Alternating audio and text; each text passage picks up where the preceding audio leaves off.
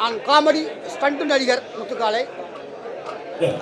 இன்னைக்கு முதலாவது கேப்டனுடைய குரு பூஜையில் கலந்துக்கிட்டதில் ரொம்ப சந்தோஷம் சொல்கிறதா இல்லை வருத்தம் சொல்கிறதா எனக்கு தெரியல. ஏன்னா அவருடைய மறைவு வந்து நம்ம எல்லாத்துக்குமே மிகப்பெரிய ஒரு இழப்பு. அது அரசியலாக இருக்கட்டும், சினிமாவாக இருக்கட்டும், இல்லை ஏழைகளுக்கான தொண்டு செய்வதில் நம்ம அந்த கூட்டத்தை பார்த்தாலே தெரியும். நான் பெருசாக சொல்ல வேண்டியதில்லை. இல்லை வெளிநாட்டிலேருந்து, வெளியூர் மட்டும் இல்லை, வெளிநாட்டிலேருந்து நிறையா வந்து மக்கள் வந்து கேப்டனுடைய இந்த குருபூசையில் கலந்துருக்காங்க. நேற்றுக்கு தான் இது நடந்த சம்பவமாக இருக்குது. கிட்டத்தட்ட 1 வருஷம் ஆயிடுச்சு. அவருடைய மறைவு வந்து எங்களுக்கு மிகப்பெரிய இழப்பு. அதில் தனிப்பட்ட முறையில் எனக்கு சொல்லணும் அப்படின்னா, நான் வந்து 1986 சென்னைக்கு வந்தேன்.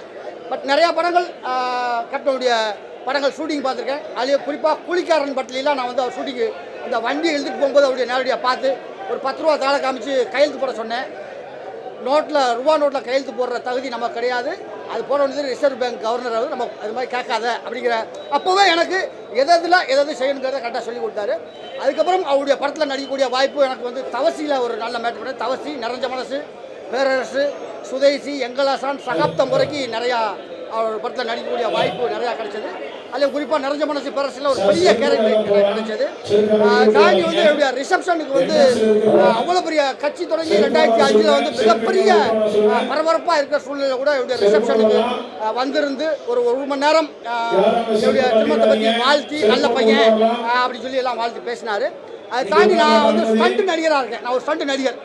எப்படி வந்து சினிமா துறையில் வந்து ஒரு பியு சின்னப்பா, புரட்சி தலைவர் எம்ஜிஆர், அதுக்கப்புறம் வந்து சண்டை கலையில் வந்து ஒரு பேக் ரிவர்ஸ் கிக்கை அறிமுகப்படுத்தினதே கேப்டன் அப்படி சொல்லலாம். அது மாதிரி அந்த ஸ்டண்ட் யூனியனுக்கு அதிகமான வருமானத்தை ஈட்டி கொடுத்த கதாநாயகர்கள் விஜயகாந்த் சார் ஒருவர். அதனால் இந்த மாதிரி இந்த குருபூசியில் கலந்துக்கிறதுல சந்தோஷம். ஆனந்த் பேசுவார். அதை தாண்டி 10 மணிக்கு எங்கள் ஸ்டண்ட் யூனியன்லேருந்து ஊர்வலமாக வந்துகிட்டு இருக்காங்க. 10 மணிக்கு எல்லா ஸ்டண்ட் கலைஞர்களும் ஸ்டண்ட் மாஸ்டர் வந்துட்டு இருக்காங்க.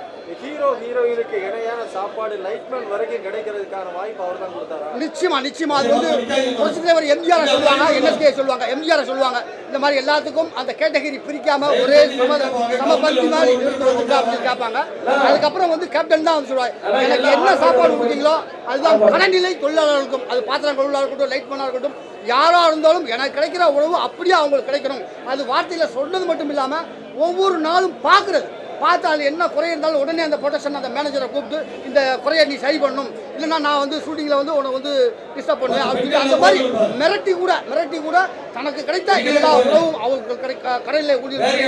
அதை தாண்டி சம்பளமும் போய் சேரணும். இதை தாண்டி சினிமா துறையில் வந்து புதுமுக இயக்குநர்களை அறிமுகப்படுத்துனதில் புதுமுக இயக்குநர்களை அறிமுகப்படுத்தினதில் அவர் தான். அந்த மாதிரி எல்லாமே சினிமா துறை மட்டும் இல்லை, பொதுமக்களுக்கும் சரி நிறையா உதவிகள். அவருடைய புகழ் இன்னைக்கு மட்டும் இல்லை, இன்னும் பல தலைமுறைகள் நீண்டு வருங்கிறது எந்த சந்தேகமும் இல்லை. எல்லோருக்கும் வணக்கம். 1ஆம் ஆண்டு குரு பூஜை கேப்டன் ஆலயம் அந்த பாருங்க எவ்வளோ கூட்டம் இருக்குது பார்த்தீங்களா. அதாவது வந்து அவர் மறந்த அன்னைக்கு என்ன கூட்டம் இருந்ததோ அந்த அன்பு கூட ஒரு துளி கூட குறையாம இருக்கிறாங்க. இதை விட வேற என்ன வேணும்? அது வந்து என்ன சொல்கிறது, நம்ம முத்துக்கலன் சொன்ன மாதிரி சந்தோஷப்படுறதா இல்லை வருத்தப்படுறதா அப்படின்னு தெரியல. அவர் மேலே இருக்கிற ஒரு அன்பு. நான் வந்து இந்த அம்மன் கோழிக்கு இருக்கிற படத்துலேருந்து நான் இவருடைய தீவிர ரசிகனான இவர் கூட பார்த்தீங்கன்னா நான் வந்து பதவி பிரமாணம்னு ஒரு படத்தில் அவர் கூட நடித்தேன். அதுலேருந்து தான் சார் வந்து ரொம்ப எனக்கு பழக்கமாச்சு. ஆனால் எங்கே பார்த்தாலும் எங்கே இது பண்ணாலும் நல்லா பேசுவார், ஜாலியாக பேசுவார். அதே மாதிரி பார்த்திங்கன்னா என்னுடைய திருமணம் 2001 ஜூன் மாதம் 3ஆம் தேதி கல்யாணம். அன்றைக்கி பத்திரிகை கொடுத்தேன். ஆனால் வந்து ஹைதராபாத்தில் ஷூட்டிங்கு 2 இதுக்காக தான் அவர் அங்கேருந்து வந்தது. ஒன்று வந்து கலைஞருடைய பிறந்தநாள், திருமணம், அதுக்காக தான் அவர் வந்தார். உண்மையில் என்ன சொல்கிறது, அப்போ வந்து பார்த்திங்கன்னா நடிகர் சங்க தலைவராக இருந்தார். ஆனால் வந்து ஒரு இதுக்காக வந்து அந்த கல்யாணத்தில் வந்து அட்டன் பண்ணிட்டு போனார். அதே மாதிரி பார்த்தீங்கன்னா மன்சூரிகன் பொண்ணுடைய திருமணம் வர வரப்போ அங்கேயே அதே மாதிரி தான் பேசி பக்கத்தில் உட்கார வச்சு அந்த வீடெல்லாம் பார்த்திங்கன்னா வைரலாக ஆகிடுச்சு. அதனால் உண்மையிலே வந்து எங்கே போனாலும் எல்லாரும் என்ன தெரியுமா சொல்லுவாங்க, கேப்டனுடைய செல்ல புள்ள அப்படின்னு சொல்லுவாங்க. இந்த நினைவு நல்ல என்னுடைய நினைவஞ்சலி.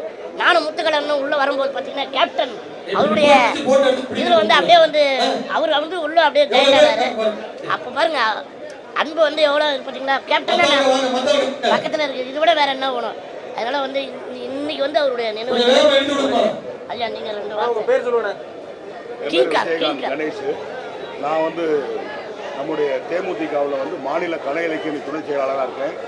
மற்றும் தமிழ்நாடு திரைப்பட நகல் நட்சத்திர கலைஞர் சங்கத்தில் மாநில துணைத் தலைவராக இருக்கேன்.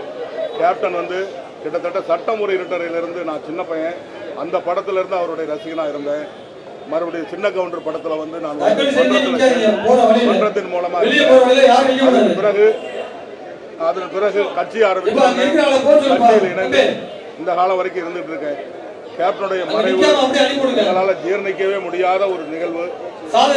கேப்டனால் நான் வாழ்ந்து கொண்டிருக்கிறேன். தமிழகம் முழுவதும் கேப்டனை போல கலை நிகழ்ச்சிகளுக்கு போய்கிட்டு இருக்கேன். அவரால் தான் நான் வாழ்ந்துருக்கேன். அவரால் வாழ்ந்துட்டு இருக்கோம். அவருடைய மறைவு என்னால் வந்து ஜீர்ணிக்கவே முடியாத ஒரு நிகழ்வு. இருந்தாலும் இன்னைக்கு 1ஆம் ஆண்டுக்கு வந்து அவருடைய ஆசீர்வாதம் அடிக்கடி வருவேன், ஆசீர்வாதம் வாங்கிக்குவேன். அவர் சித்தர் ஆகிட்டார், கடவுளா இருக்கார், சித்தர். அவர்கிட்ட எது வேண்டுனாலும் உடனே நிறைவேறுது.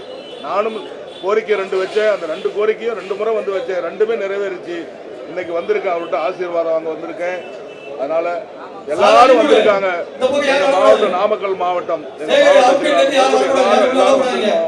அவருடைய ஆசீர்வாதம் அனைவருக்கும் கிடைக்கும். இன்னைக்கு அவரை நாங்கள் போற்றி புகழ்ந்து கேப்டனுடைய புகழ் என்றும் நிலைத்திருக்கும்.